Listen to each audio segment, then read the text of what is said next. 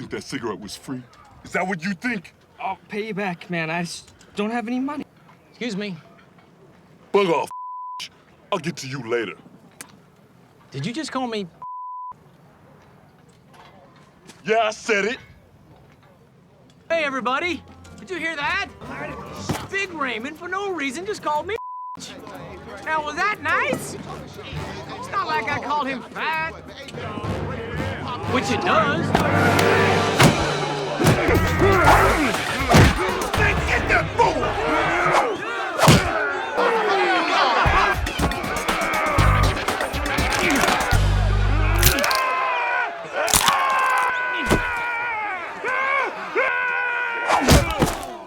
My cracker!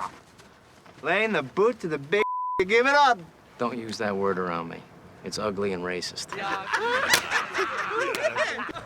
All right, listen here, player, all right? We want you to join up with us, know what I mean? Because I'm gonna tear you. I said don't talk that way around me. Didn't you see that Nova episode? Huh, you guys? They did that DNA test. We all come from Africa. It's a proven fact. Under the skin, I'm just as black as you are. Get him!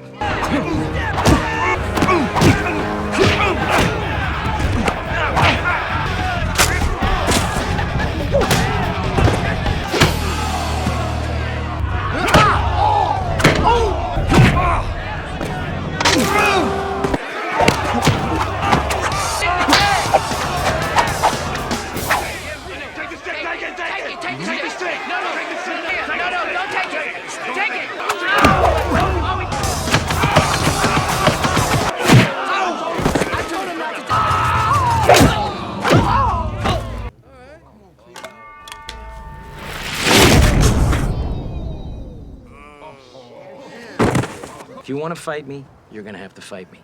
Now pick up your gold teeth. I'm gonna let you keep them this time. But if you come at me again, I'm gonna hang on to them like a Swiss banker. The story begins with Big Stan, a successful real estate agent in Los Angeles, who appears to be living the dream. Beneath the surface, however, he has been quietly embezzling small sums from his clients, including Mrs. Darby, accumulating a hidden fortune.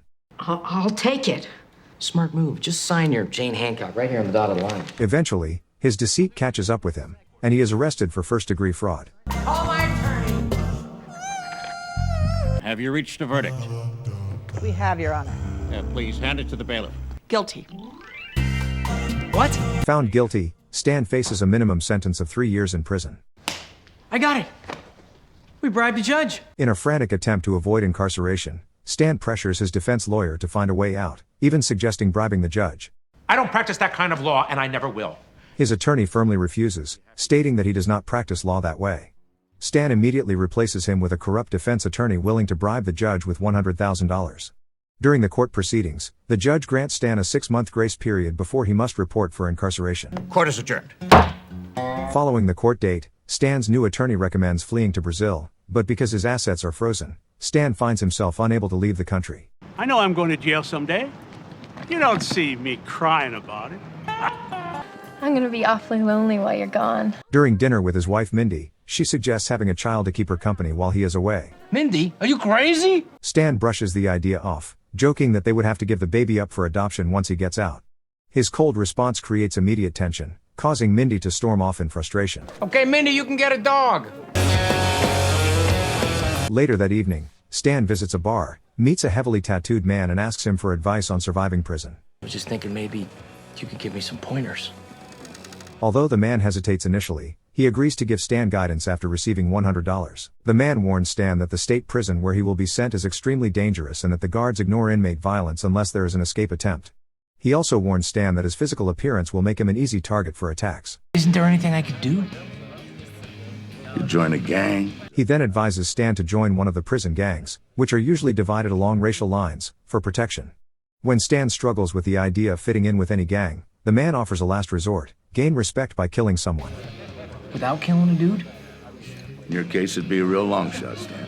The next morning, while nursing a hangover, Stan hopes the conversation was merely a bad dream. You're going to prison in 6 months. However, His anxiety deepens when Mindy reminds him that his prison sentence is still looming on the horizon. Attempting to offer comfort, Mindy tries to uplift his spirits by reminding him of his resilience and his ability to always find a way forward. I set my mind to do something, and I do it. Determined to prepare for incarceration, Stan throws himself into intense exercise and gets another tattoo to give himself a tougher appearance. Seeking formal combat skills, Stan joins a karate class, but his impatience quickly takes over. Still doing this baby stuff. When am I gonna learn to kick some ass? Frustrated with the slow pace of instruction, he challenges the instructor, leading to a fight with another student that only stops when the instructor intervenes. Forget about your refund! Stan is promptly kicked out of the dojo. That same evening, he meets an elderly man known as the Master, who impresses Stan by effortlessly punching a hole through a wall. I got great news. Stan, what happened to you? Never mind that. Desperate to learn self-defense and toughness, Stan invites the mysterious Master to stay at his home and meet Mindy, hoping the rigorous training will prepare him for what lies ahead. Honey, you've done it again. During dinner, Mindy tries to keep the conversation light, but the Master's cryptic tone unsettles her, leaving both Stan and Mindy feeling panicked. The next morning, Stan wakes up to blood dripping onto his face. The Master orders Mindy to prepare a bizarre smoothie made from ox pancreas and horse testicles, which Stan is forced to drink. Following this, the training becomes increasingly grueling and eccentric. When the Master strikes Stan with a flaming stick and Mindy attempts to intervene, Stan tells her to run, insisting that it is man stuff. Over the following days, Stan is hung by his skin to test his pain tolerance and forced to eat scorpions in a brutal effort to toughen him up. I mean, does he have to smoke in every room in the house? Meanwhile, Mindy becomes increasingly agitated by the ongoing chaos and the Master's erratic behavior, particularly his constant smoking, and she demands that Stan kick him out. In a misguided attempt to show Mindy the depth of his fear, Stan stages a break-in, locking all the doors to make it appear as though someone is about to assault her. Oh my God! The charade unfolds disastrously, pushing the tension between them to a breaking point. Nobody broke into the house. That's right. You son of a... Afterward, Mindy leaves Stan, but the Master remains unfazed, even feeling pleased that her absence will allow for more intense training. For 5 months, Stan endures relentless exercises without rest, pushing himself far beyond his physical limits.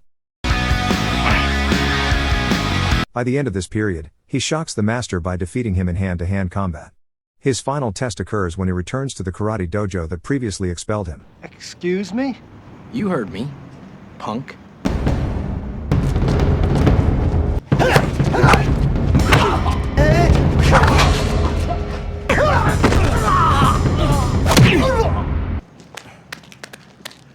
This time, Stan easily overpowers the instructor, marking the full completion of his physical transformation and leaving him fully prepared for whatever comes next.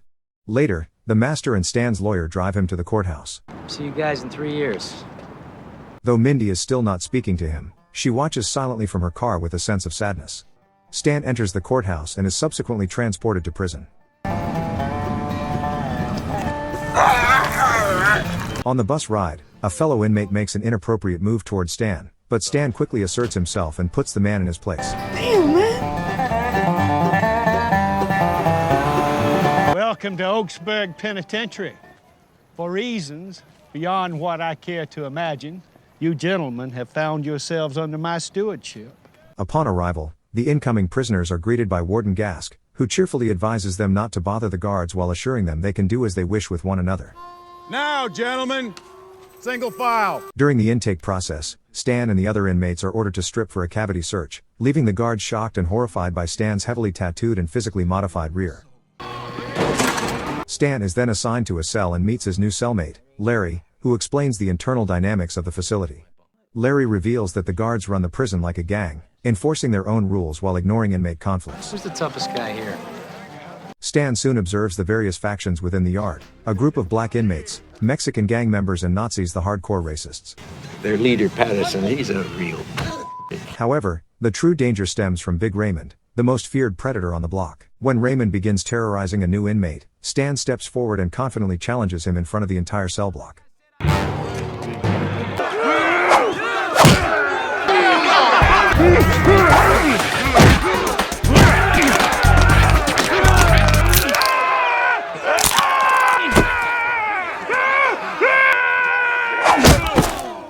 The surrounding crowd is stunned by Stan's precision and skill, witnessing an inmate stand up to the feared predator for the first time. Seizing the moment, Patterson, the leader of the Nazi group, approaches Stan to recruit him. Uninterested, Stan swiftly neutralizes Patterson. Shortly after, the African-American gang confronts Stan, furious over his challenge to Big Raymond. Stan attempts to de-escalate the situation, even claiming that he is black as well. I'm just as black as you are. Get him! Get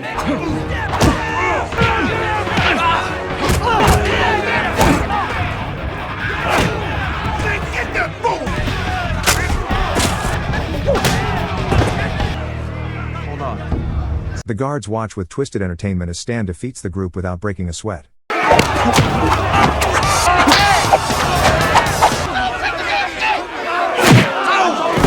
By the end of the brawl, Stan earns the respect of the entire prison, and word quickly spreads about the new inmate who effortlessly dismantled the toughest figures in the yard. I see Mr. Minton has acquainted himself with his new surroundings.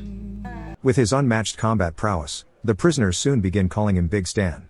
In the cafeteria, Robbie, a young inmate whom Stan saved from Raymond earlier, approaches to thank him, but Stan coldly dismisses him, claiming he fought solely for himself. Well, thanks anyway. A little hard on the kid, weren't you? Hey, that's got nothing to do with me. Later, Stan is summoned to a private meeting with Warden Gask. Have a seat. The warden reveals that he personally orchestrated events to ensure Stan ended up in his facility. The warden harbors a secret plot to seize control of the prison property and convert it into a high-end real estate development. I believe that's your field of expertise. Knowing Stan's background as a skilled realtor, he asks for his assistance in identifying any legal loopholes in the property documents that could jeopardize the project. What's in it for me? How would you like to be out of here in a year? Intrigued, Stan agrees to assist the warden but questions how such a bold scheme will succeed, though the warden keeps the full details secret for the time being. Meanwhile, rival factions plot to ambush Stan in the communal bathroom while he is showering. Patterson sneaks up behind him with a shiv, but Stan is fully prepared. You want that shiv, don't you? That's very creative.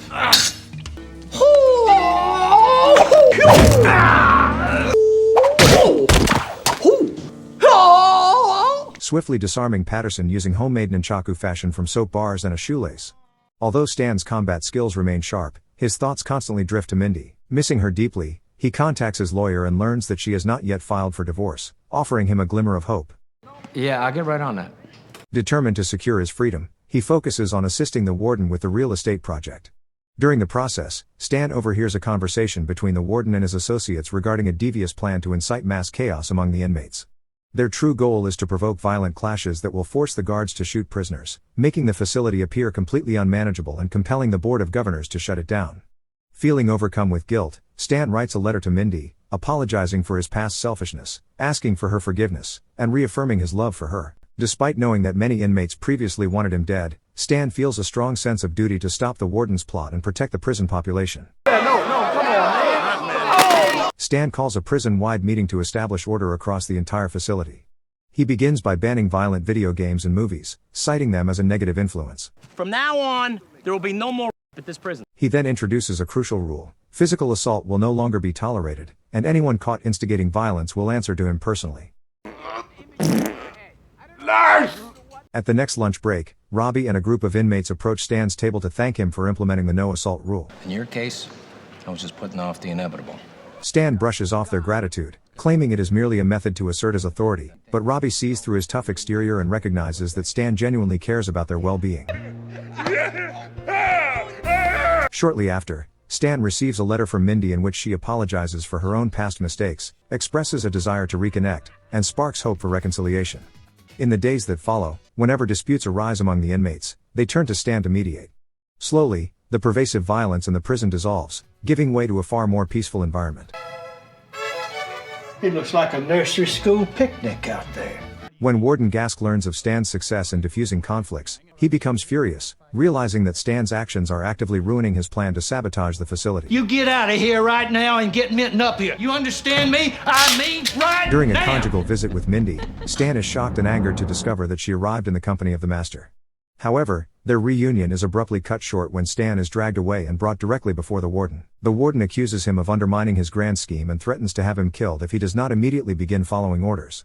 Now, if the events that I foretold do not come to fruition, Mr. Dang over there. The next morning, Stan calls his lawyer for guidance, but the attorney warns him to comply, emphasizing that the warden is a powerful man capable of making his life miserable. Following the phone call, Stan announces to the inmates that their problems are no longer his concern, which immediately leads to renewed chaos and brawling throughout the facility. Yeah, that's more like it. Yes, sir. At lunch, when Robbie approaches him asking for help, Stan cruelly throws his plate aside and orders him to leave. Even Larry is disheartened by Stan's sudden change in behavior. As Larry turns to walk away, Stan quietly warns him to stay far away from the metal fence at noon. Larry soon realizes that Stan is being forced into causing chaos against his will, and he quickly informs the other inmates, who begin plotting in secret. Meanwhile, Warden Gask arranges a meeting between Stan and the parole board to discuss an early release. While taking the board on a tour of the facility, the warden intends to incite a massive riot near the metal fence, demonstrating to the board that the prison is entirely beyond control. I've really learned a lot, and I'm ready to get back to work. Good. We'd like to hear that. During the parole hearing, Stan deliberately acts out, hoping his disruptive behavior will cause the board to dismiss him. Tell me, is your grandmother still alive? Because I bet I can make her a sweet deal. Anyway, that's a nice top you have on, seriously.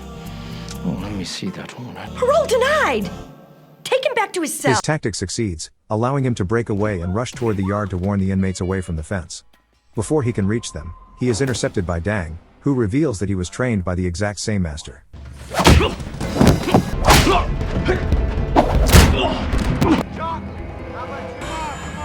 thank you very much. The two engage in a fierce fight, with Dang initially gaining the upper hand, but Stan ultimately outwits him and knocks him unconscious.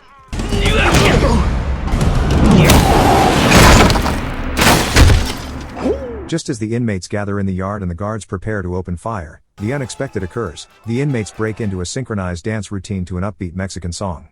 Frustrated and enraged by the ruined scheme, Warden Gask grabs a gun and fires wildly into the air, desperate to regain control while the Board of Governors watches in complete shock. The warden then turns the gun on Stan and attempts to kill him, but Mindy arrives on the scene alongside the master, who swiftly intervenes and saves Stan's life. Min, where did that come from? What do you think I've been doing with the master for the last 6 months? 3 years later, Stan has officially served his full sentence and prepares to leave the facility. His fellow inmates gather at the gates to bid him a warm farewell, with Patterson even revealing a tattoo of Stan's face on his stomach. Gee, not that. The story concludes as Stan walks out a free man, greeted by Mindy, the master, and their 3-year-old daughter. Reunited at last, the family walks away together, ready to begin their new life. Subscribe for more dramas like this, and don't forget to like this video, it really helps the channel grow.